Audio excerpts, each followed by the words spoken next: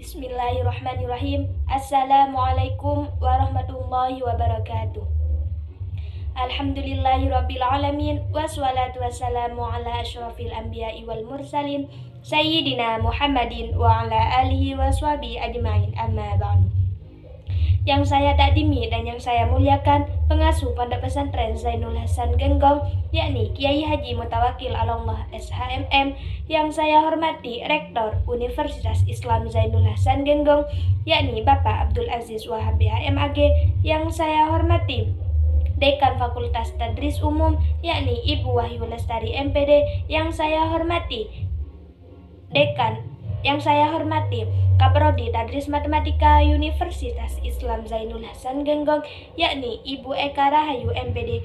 Tak lupa pula yang saya hormati dosen pengampu mata kuliah metode penelitian kualitatif, yakni Ibu Wahyu Lestari MPD. Tak lupa pula kedua orang tua yang selalu mendoakan saya dan juga teman-teman seperjuangan yang saya banggakan. Perkenalkanlah, nama saya Sri Hartini dari Tadris Matematika semester 6 Universitas Islam Zainul Hasan Genggong. Izinkanlah saya menjelaskan tentang desain pedoman instrumen. Nah, pertama-tama di sini dalam desain pedoman instrumen ada beberapa subbab. Yang pertama, desain instrumen pedoman observasi. Yang kedua, desain instrumen pedoman wawancara. Yang ketiga, desain instrumen pedoman dokumentasi. Nah, yang terakhir yaitu desain instrumen pedoman focus group discussion.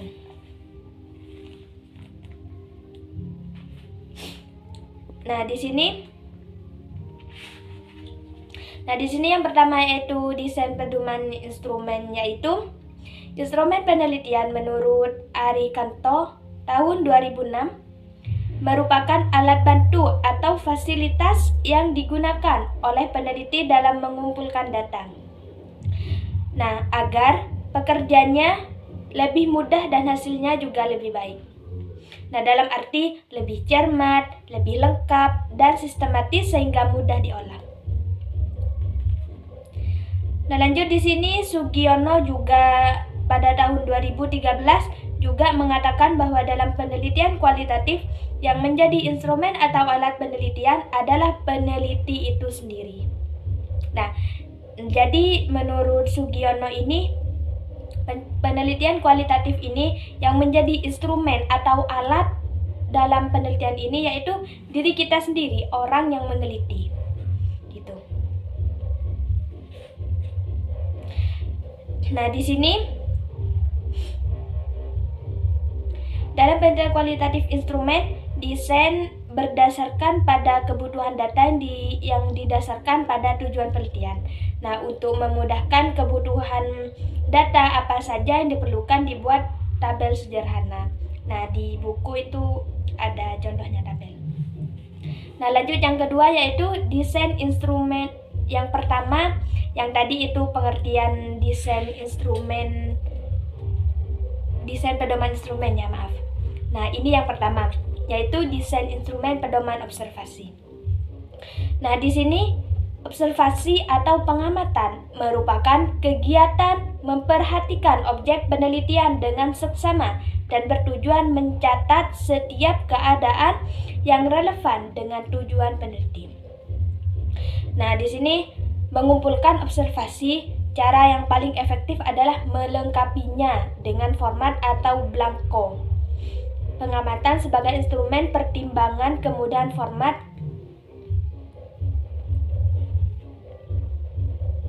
yang disusun berisi item-item tentang kejadian atau tingkah laku yang digambarkan. Nah, di sini ada contohnya. Yang pertama itu tujuan. Yang kedua, setting pengamatan atau arena.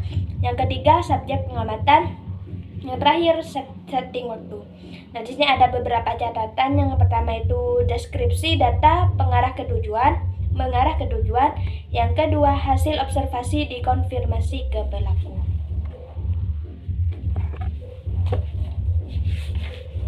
Nah, lanjut yang kedua itu ada desain instrumen pedoman wawancara.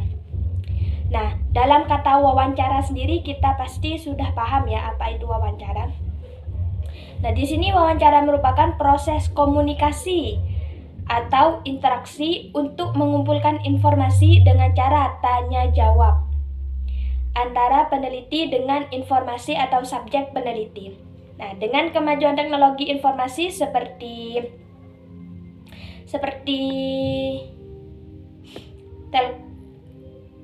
telekomunikasi, pada hakikatnya wawancara bisa saja dilakukan tanpa tatap muka, yakni melalui media telekomunikasi atau lewat telepon gitu kan, bisa meskipun tidak tatap muka. Nah, di sini ada beberapa anggapan yang perlu dipegang oleh peneliti dalam wawancara adalah sebagai berikut. Yang pertama yaitu bahwa subjek atau responden adalah orang yang paling tahu tentang dirinya sendiri. Nah, yang kedua yaitu bahwa apa yang ditanyakan oleh subjek kepada peneliti adalah benar dan dapat dipercaya. Nah, yang terakhir yaitu bahwa interpretasi subjek tentang pertanyaan-pertanyaan yang diajukan peneliti kepadanya adalah sama dengan apa yang dimaksud oleh si peneliti. Nah, lanjut yang ketiga ya. Di sini ada desain instrumen pedoman dokumentasi. Nah, di sini dokumentasi dapat digunakan peneliti untuk memperoleh informasi dan berbagai macam sumber lewat fakta yang tersimpan dalam bentuk surat, catatan harian, arsip foto, hasil rapat, cenderamata, jurnal kegiatan, dan lain sebagainya. Nah, di sini namun dokumentasi memerlukan validitas dokumentasi untuk mengetahui keabsahannya. Dokumentasi dan terkadang tidak lengkap sehingga dapat informasi yang terjadi di masa silam. Sehingga peneliti selalu memiliki kepekaan teoretik untuk memaknai sebuah dokumen tersebut sehingga tidak sekedar barang yang tidak bermakna.